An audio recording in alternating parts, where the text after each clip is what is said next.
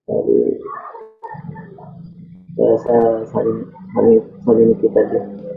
Hanya ini sih, selebihnya kan sama ya dengan kita proses tadi. Jadi tinggal dari image collectionnya saja sesuai dengan yang kita inginkan, dipotong sesuai ROI-nya, dan ini ada filter-filternya.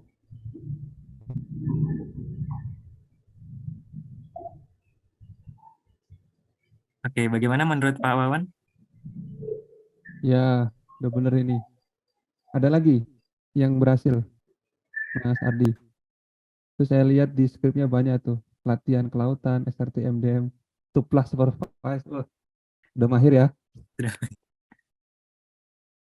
Siapa masih belajar. Bisa ditampilkan. Oh ini saya kemarin download dance Indonesia Pak.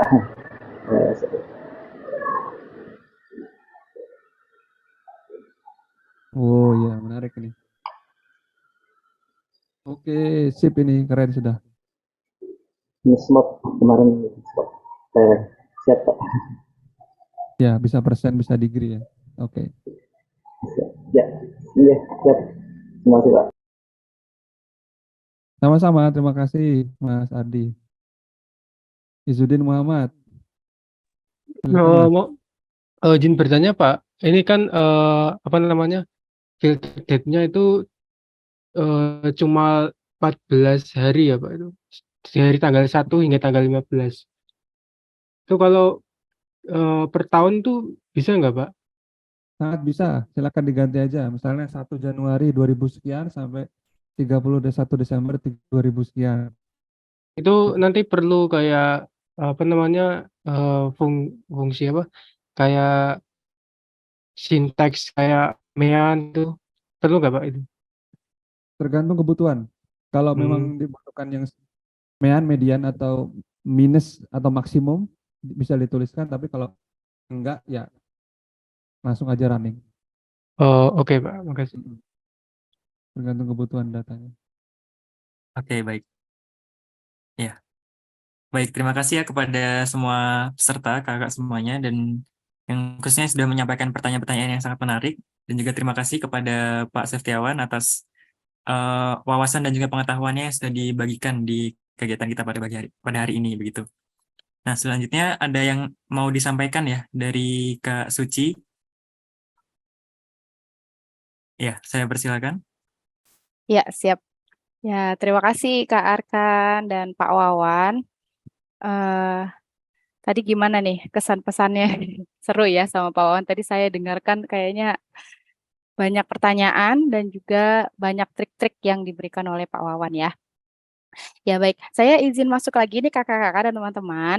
Jadi tadi beberapa kakak-kakak dan teman-teman banyak yang tanya tentang buku ya karena ingin mengetahui lebih lanjut tentang GEE dari Pak Wawan. Ya, jadi Pak Wawan ada buku tentang Google Earth Engine yang bisa dibeli secara online maupun bisa dipesan langsung di kami. Kalau pesan langsung di kami, nanti kakak-kakak bisa mendapatkan diskon lebih murah daripada yang ada di penerbit ya, karena kami langsung ambil dari penerbitnya begitu. Jadi LabG bekerja sama langsung dengan penerbitnya sehingga bisa dapat harga yang lebih murah begitu ya. Dan kalau kakak-kakak ada yang tertarik mendalami tentang LabG, mungkin mau tingkatkan level up dari level basic menjadi intermediate atau advance ya. Seperti yang tadi saya paparkan di awal, kami ada kelas lanjutan untuk GEE bagi teman-teman yang ingin mendalaminya lebih lanjut. Ataupun misalkan GEE bukan di kelautan dan perikanan misalnya untuk kehutanan ataupun aplikasi yang lain ya membutuhkan bimbingan khusus ya teman-teman atau kakak-kakak semua bisa mengontak kepada LabG, bisa ke saya ataupun DM di Instagramnya LabG gitu. Nah, yang paling dekat kami akan launching juga kelas GEE untuk level basic ya. Jadi yang lebih mendetail lagi kelas step by step-nya lebih detail dari yang tadi. Tadi aja udah detail banget ya. Dan ini nanti akan ada kelas yang lebih detail lagi. Jadi teman-teman akan dibimbing satu persatu ya, hingga teman-teman bisa menggunakan GEE lebih mahir gitu ya. GEE level basic dan nanti ada juga level intermediate, juga level advance-nya gitu. Nah, bagi yang tertarik untuk belajar lebih lanjut, nanti bisa menghubungi kami juga ya, Kak ya. Gitu. Kira-kira ada yang tertarik nggak nih? Mungkin bisa di chat ya. Mau ikut atau gimana? Nanti kakak-kakak bisa kasih info ke kami, biar kami juga bisa memberikan pelayanan terbaik buat kakak-kakak semua. Biasanya student-student LabG ini kayak keluarga sendiri, Kak. Jadi misalkan kakak ada pertanyaan, kalau di kelas lain mungkin nanya ke narasumbernya atau ngontak ke adminnya itu agak sulit. Kalau di LabG bisa tanya ke para alumni kami, itu gampang banget ngontak ke kami dan kami dengan senang hati bisa menjawab semua pertanyaan teman-teman gitu ya. Jadi bedanya apa nih sama kelas-kelas di luar sana? Kalau kelasnya kami lebih personal biasanya ya. Kami treatment orang per orang itu beda karena kan mengikuti sudah sampai mana kemampuannya gitu. Dan yang paling penting kami inginnya selesai dari kelas kami teman-teman bisa jago pemetaan ya seperti tagline-nya kami. Begitu, kurang lebih itu dulu. Ya, terima kasih Kak Arkan.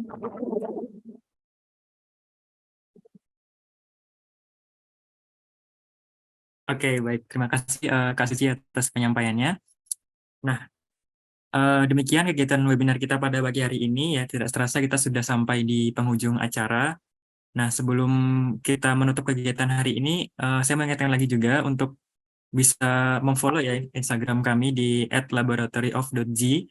Jadi bisa di-follow untuk bisa tahu informasi-informasi terbaru dari LabG tentunya. Oke, dan juga akan ada form evaluasi ya, kakak semuanya. Saya akan share form evaluasinya di kolom chat untuk bisa kakak isi.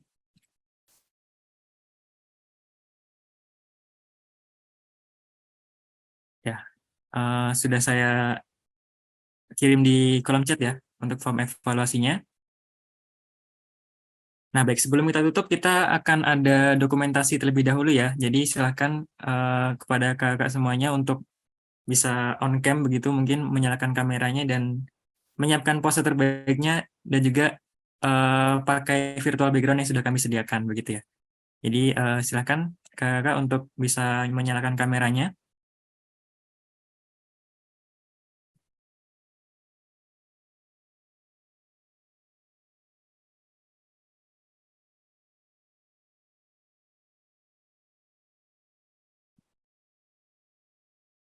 Oke. Oke,